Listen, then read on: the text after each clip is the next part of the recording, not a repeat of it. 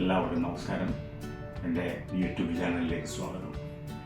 Washington DC-യിലെ കാഴ്ചകളെല്ലാം കണ്ടിട്ട് ഇനി പോകാൻ പോകുന്നത് നയാഗ്രയിലേക്കാണ്.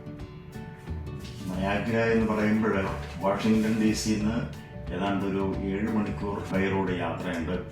മെയിനായിട്ട് മെരിലാൻഡും പെൻസിൽവേനിയയും സ്റ്റേറ്റുകൾ കടന്നിട്ടാണ് പോകുന്നത്.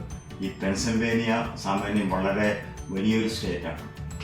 ഈ അമേരിക്കൻ സ്വാതന്ത്ര്യ സമരത്തിൽ ഏറ്റവും കൂടുതൽ ആൾക്കാർ പങ്കെടുത്തതും പല കാര്യങ്ങൾ സംഭവിച്ചതും ഈ പെൻസിൽവേനിയ സ്റ്റേറ്റിൽ വെച്ചാണ്. അവിടെ കൂടി പോകുമ്പോൾ അമേരിക്കയുടെ ഫ്രീഡം സ്ട്രഗിളിൻ്റെ commander in chief of continental army ആയിരുന്നു ജോർജ് വാഷിങ്ടൺ. അദ്ദേഹം തന്നെയാണ് അമേരിക്കയുടെ ആദ്യത്തെ പ്രസിഡൻ്റായത്. അതുപോലെ തന്നെ തോമസ് ജെഫേഴ്സൺ ഈ അമേരിക്കക്കാരുടെ രാഷ്ട്രീയപരമായിട്ടുള്ളൊരു ദിശാബോധം ഉണ്ടാക്കി കൊടുത്തത് അദ്ദേഹമാണ്. ബെഞ്ചമിൻ ഫ്രാങ്ക്ലിൻ ഈ അമേരിക്കൻ സ്വാതന്ത്ര്യ സമരത്തിന് ഫ്രഞ്ചുകാരുടെ പിന്തുണ കൈവരിക്കാൻ സാധിച്ചത് അദ്ദേഹത്തിൻ്റെ ശ്രമഫലമായിട്ടാണ്.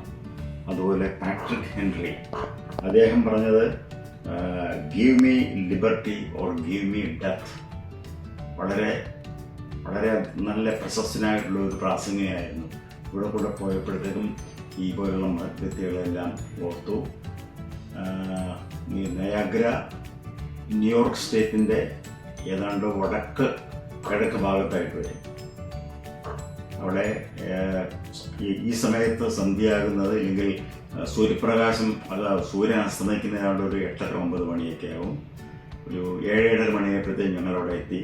ഏതാണ്ടോ ഈ നയാഗ്ര ഫോൾസിലേക്ക് എത്തുന്നതിന് മുമ്പ് തന്നെ ഈ സാധാരണഗതിയിലുള്ള കളാരവുമല്ല, ഏതാണ്ട് നമ്മൾ ഈ കടലിൻ്റെ അടുത്തെങ്കിലും ഒരു എരമ്പമില്ലേ അതുപോലുള്ള ശബ്ദമാണ് കേട്ടുകൊണ്ടിരുന്നത്. ആദ്യമേ തന്നെയെന്ന് ഞങ്ങൾ അതിൻ്റെ ഒരു ഫീലൊന്ന് ജസ്റ്റൊക്കെ ഒന്ന് കണ്ടു.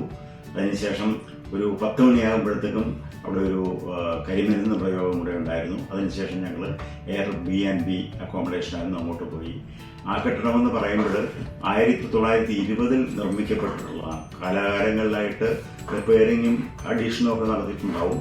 എന്നാലും അതിൻ്റെ സ്ട്രക്ചറെല്ലാം ഇത്രയും പഴയതാണ്. അപ്പോൾ പിറ്റേ ദിവസം കാലത്തെ തന്നെ ഞങ്ങൾ നയാഗ്ര കാണാൻ വേണ്ടിയിട്ട് പോയി.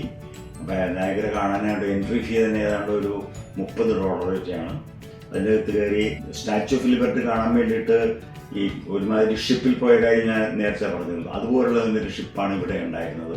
അപ്പോൾ അതിൻ്റെ അകത്ത് കയറി പോയി കഴിഞ്ഞാൽ ഈ നയാഗ്ര ഫാൾസ് ശരിക്കും വെള്ളം അടിയിലേക്ക് വീഴുന്ന സ്ഥലത്ത് തന്നെ ചെല്ലാം. അവിടെ ചെല്ലുമ്പോഴത്തേക്കും വെള്ളം വീഴുന്നതിൻ്റെ ഒരു മിസ്റ്റ് പോലെ ഇങ്ങനെ വരുന്നതൊക്കെ ഒരു വളരെ അപൂർവമായിട്ടുള്ള ഒരു കാഴ്ചയായിരുന്നു. അത് എന്താ പറയുന്നത്, ലോകത്തിൻ്റെ നാനാഭാഗത്തുനിന്നുള്ള ആൾക്കാരൊക്കെ ഉണ്ട്. അതുകൊണ്ടും അതിൻ്റെ പല ദൃശ്യങ്ങളും ഇതിൻ്റെ അകത്തുണ്ട്. ഇതെല്ലാം ഞാൻ കാണിച്ചു തരാം. പിന്നെ എടുത്തു പറയാനുള്ള വേറൊരു കാര്യം, ഈ ഞാൻ അമേരിക്കയിൽ പല സ്ഥലത്ത് പോയെങ്കിലും ഏറ്റവും കൂടുതൽ ഇന്ത്യൻ റെസ്റ്റോറൻറ്റ്സ് കണ്ടത് ഈ നയാഗ്രയിലാണെന്നുള്ളതാണ്.